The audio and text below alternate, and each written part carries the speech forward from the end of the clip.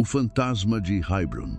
Em 25 de abril de 2007, uma policial alemã de 25 anos, chamada Michelle, estava em patrulha com um jovem de 22 anos, chamado Martin, em Heilbronn, na Alemanha. O dia tinha sido bastante. Sem nada de interessante acontecendo, os dois decidiram instalar em um canto do estacionamento de um parque próximo. O que nenhum dos dois sabia, porém, era que havia acabado de se tornar alvos. Porque poucos minutos depois, um indivíduo armado moveu-se do carro pelas costas e abriu fogo, atingindo os dois policiais na cabeça. Um motorista de táxi, eventualmente, eles perceberam as consequências do crime e denunciaram as autoridades quase imediatamente. Surpreendentemente, quando os socorristas chegaram, resgataram os dois policiais caídos fora do carro. Investigações posteriores revelaram que suas armas de serviço e algemas haviam desaparecido, indicando que o assaltante assaltava o carro, o que também explicava por que os dois estavam do lado de fora. Milagrosamente, apesar de ter sido baleado na cabeça, o policial Martin conseguiu sobreviver ao confronto após inúmeras cirurgias e ficar em coma por 4 dias. Infelizmente, o incidente resultou em amnésia total em relação ao ataque, deixando o pesquisador sem pistas diretas para seguir. Mas quando já estavam prestes a perder a esperança, os pesquisadores descobriram uma amostra de ADN do autor do crime no painel de instrumentos da viatura policial. No entanto, o que deveria ter sido a chave para resolver o caso, em vez disso, foi um enorme labirinto sem fim que ligava esse trágico incidente a dezenas de crimes que remontam a mais de uma década. Veja bem, ao analisar essa amostra de DNA, a equipe forense descobriu que ela correspondia perfeitamente a amostras coletadas em diversos crimes anteriores. Os primeiros desses casos ocorreram em maio de 1993, quando uma mulher de 62 anos foi estrangulada com um fio de aço em sua casa na Alemanha. O segundo crime ligado ao mesmo autor ocorreu em março de 2001, quando um homem de 61 anos encontrou seu fim de maneira semelhante também na Alemanha. Além da idade, outra semelhança entre os dois casos foi o desaparecimento de grandes somas de dinheiro em ambas as casas. Então, em outubro no mesmo ano, uma criança pisou acidentalmente em uma seringa usada com drogas enquanto brincava em um parque. Uma amostra de DNA dessa seringa também coincidiu com os dois incidentes fatais anteriores. Com análises adicionais dessa amostra, o pesquisador busca construir um perfil rudimentar de autora do crime, segundo o qual a criminosa era uma mulher do leste europeu, que roubava idosos para sustentar seu vício. Essa conexão tornou-se mais concreta à medida que o pesquisador analisou amostras de centenas de outros casos não resolvidos. Crimes desde 2001. E encontrei correspondências em mais de 20 roubos e furtos de carros e motos. Alguns desses crimes ocorreram fora da Alemanha, como quando um grupo de comerciantes vietnamitas de pedras preciosas foi atacado por uma quadrilha de ladrões na França em 2004, assim como uma ótica na Alta Áustria em março de 2007. No entanto, o que tornou todos esses casos estranhos foi que, além da amostra de DNA, a autora do crime não deixou pistas na cena do crime. Ela não foi flagrada por nenhuma câmera de segurança e também não havia testemunhas, o que lhe rendeu o apelido de Mulher Sem Rosto. 4 homens chegaram a ser presos pelo roubo na França, mas nenhum deles forneceu qualquer descrição dessa mulher. Assim, apesar de conectar todos esses incidentes, os investigadores não estavam mais perto de solucionar o caso da policial Michelle. Infelizmente, o ataque aos policiais Michelle e Martin foi apenas o prelúdio para crimes ainda piores. Algo que se tornou evidente em janeiro de 2008, quando a polícia descobriu os restos mortais de 3 homens boiando em um corpo d'água local. 2 dos homens apresentavam ferimentos de bala na cabeça e o terceiro havia sido estrangulado, os mesmos métodos utilizados pela misteriosa mulher em incidentes anteriores. Esses homens haviam ido à Alemanha para comprar um carro usado e provavelmente foram atacados e roubados após a compra. A essa altura, estava claro que as polícias da Alemanha, França e Áustria estavam lidando com uma assassina em série e ladra esquiva, agora conhecida como o Fantasma de Hebron. Investigadores nos 3 países trabalhavam dia e noite para descobrir sua identidade. Surpreendentemente, mesmo com a busca em andamento, o fantasma permaneceu ativo. Seu DNA foi encontrado em 7 locais diferentes de roubo nos 3 meses seguintes, bem como no carro de uma mulher de 45 anos chamada Diana, após uma morte misteriosa em uma piscina. No total, o DNA do fantasma a ligou a mais de 40 roubos e furtos e 6 assassinatos confirmados em 3 países. Como alguém poderia estar em tantos lugares diferentes e completamente distintos, cometer tantos crimes e não deixar nenhum rastro além de seu DNA? Algo não fazia sentido. Felizmente, todas essas perguntas foram finalmente respondidas. Em março de 2009, um homem foi preso sob uma acusação completamente alheia aos casos do fantasma.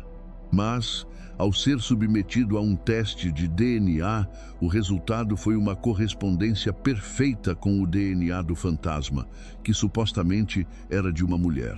Essa descoberta permitiu aos investigadores encontrar a única razão lógica para o DNA do fantasma ter sido encontrado em tantas cenas de crime diferentes. Contaminação?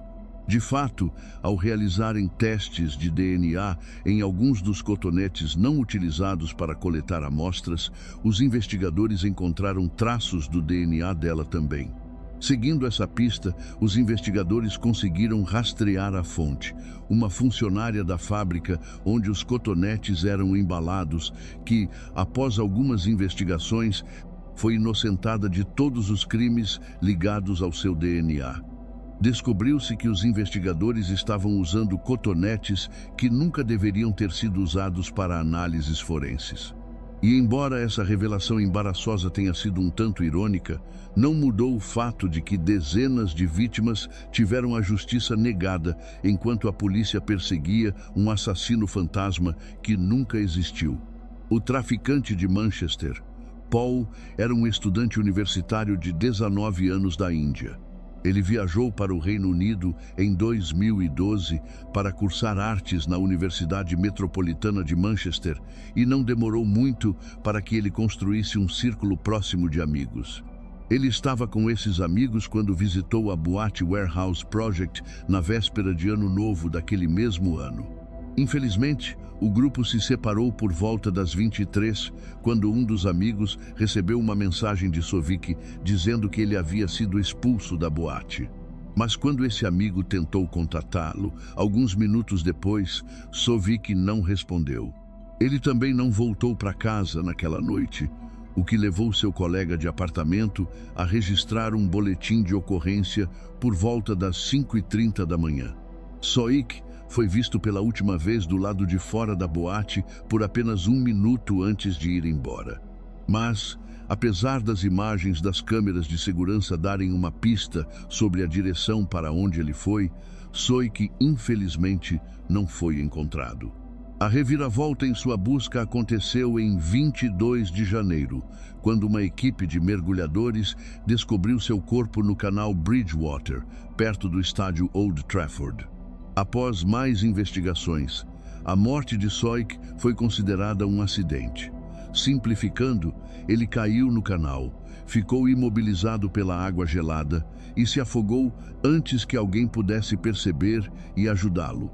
No entanto, embora a investigação oficial não tenha encontrado ferimentos ou sinais de crime, para muitos, a morte de Sovic não foi um acidente. Para eles, ele foi a vítima mais recente do empurrador de Manchester, um misterioso assassino em série que tinha como alvo jovens homens na região de Manchester e tirava suas vidas empurrando-os para os diversos corpos d'água espalhados pela cidade. A ideia desse assassino em série foi popularizada por um artigo de 2015 escrito pelo professor de psicologia Craig Jackson, após ele notar que mais de 85 mortes misteriosas por afogamento haviam ocorrido em Manchester desde 2008. Esse número era muito superior à média nacional. E o que tornava isso ainda mais alarmante era que, em mais de um terço desses casos, os investigadores não conseguiam determinar as circunstâncias que levaram ao afogamento. No entanto, a evidência mais concreta da existência do assassino vem de um incidente ocorrido em 10 de abril de 2018. Naquela noite, por volta das 22, um homem de 34 anos voltava do trabalho de bicicleta ao longo do canal Bridgewater.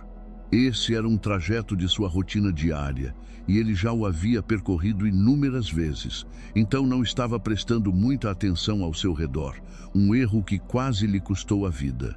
Um homem surgiu repentinamente das sombras e desferiu um golpe com o braço contra o ciclista, atingindo-o no pescoço e fazendo-o cair no canal.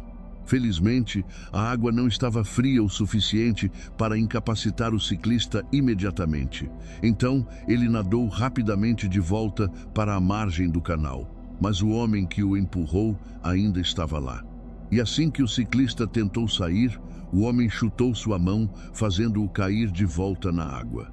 Por sorte, uma ambulância que não tinha relação com o caso passava pelo canal naquele momento, assustando o homem e fazendo-o fugir. Depois de alguns minutos de luta, o ciclista finalmente conseguiu sair do canal e voltar para a segurança. Mais tarde, ele compartilhou sua história no Facebook, alimentando ainda mais a narrativa do homem que o empurrou. A polícia de Manchester, no entanto, descartou essa teoria em todas as instâncias, insistindo que o misterioso assassino em série não passa de um mito ou lenda urbana.